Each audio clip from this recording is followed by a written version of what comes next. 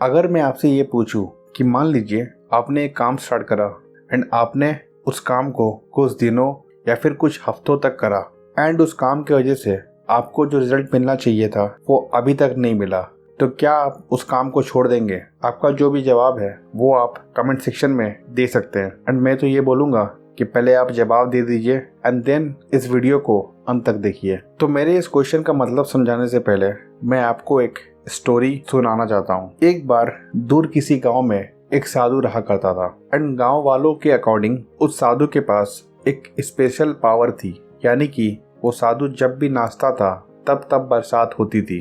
तो फिर एक दिन गांव में 4 शहरी लड़के आते हैं, तो उन्हें जब ये साधु का किस्सा पता चलता है तो फिर वो जोर जोर से हंसते हैं एंड मजाक उड़ाते हुए गांव वालों को ये बोलते हैं कि अगर हम भी नाचेंगे तो बरसात होगी एंड अगर हमारे नाचने से बरसात नहीं हुई तो उस साधु के नाचने से भी बरसात नहीं होगी। तो फिर गांव वालों ने उन लड़कों की बात उस साधु तक पहुंचा दी। तो फिर एक दिन डिसाइड किया जाता है एंड एक कंपटीशन रखा जाता है उन लड़कों एंड उस साधु के बीच में। तो सबसे पहले पहला लड़का जाता है, वो जाता है, वो नाचता है एंड उसके नाचने पर बरसात नहीं होती है, तो वो नाचते नाचते थक जाता है एंड वापस आ जाता है। फिर बारी आती है दूसरे लड़के की, फिर वो भी नाचता है, कुछ देर हो जाती है एंड उसके चलते भी बारिश नहीं होता है, तो वो भी फिर थक हार के वापस लौट आता है एंड उसके बाद से बचे हुए 2 लड़के भी जाते हैं एंड वो भी नाचने के बाद थक हार के वापस लौट आते हैं एंड अब तक बारिश नहीं होती है। फिर आती है बारी उस साधु की, फिर वो साधु आता है एंड वो नाचता है। 1 घंटे बीत जाते हैं, बरसात नहीं होती है। 2 घंटे बीत जाते हैं, बरसात नहीं होती है। 3 घंटे, 4 घंटे, 5 घंटे एंड ऐसे करते करते आधा दिन बीत जाता है।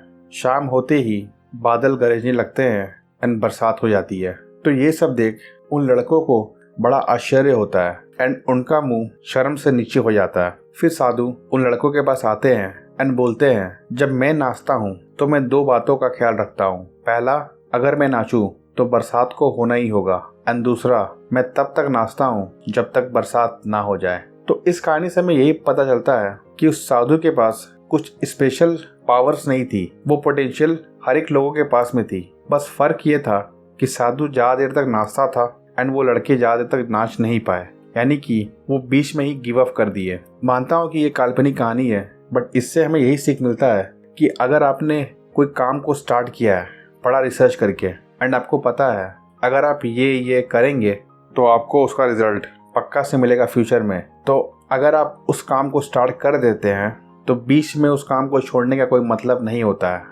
उस काम को अंत तक करना ही एकमात्र सॉल्यूशन है अपने लाइफ में कुछ हासिल करने का। जो व्यक्ति अपने लाइफ में कुछ कर जाते हैं वो एक काम को स्टार्ट करते हैं एंड उस काम को मरते दम तक करते हैं। जैसे कि थॉमस एडिसन जब वो बल्ब बना रहे थे तो वो 1000 बार फेल कर चुके थे। तो अगर वो बीच में ये सोचते कि मेरा आइडिया ही बेकार है या फिर मैं बल्ब ही नहीं बना पाऊंगा, या अगर वो बीच में छोड़ देते तो आज हमें बल्ब नहीं मिलता।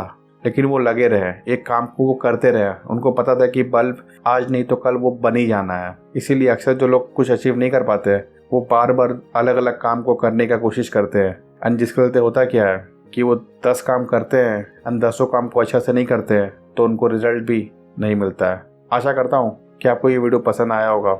अगर आप चाहते हैं कि मैं इसी टाइप का कंटेंट लाता रहूँ तो आप कृपया करके इस चैनल को सब्सक्राइब कर दें एंड इस वीडियो को भी लाइक कर दें, ताकि मुझे मोटिवेशन मिलता रहे एंड मैं आपके लिए अच्छा कंटेंट लाता रहूँ। मिलते हैं अगले वीडियो में, तब तक के लिए गुड बाय।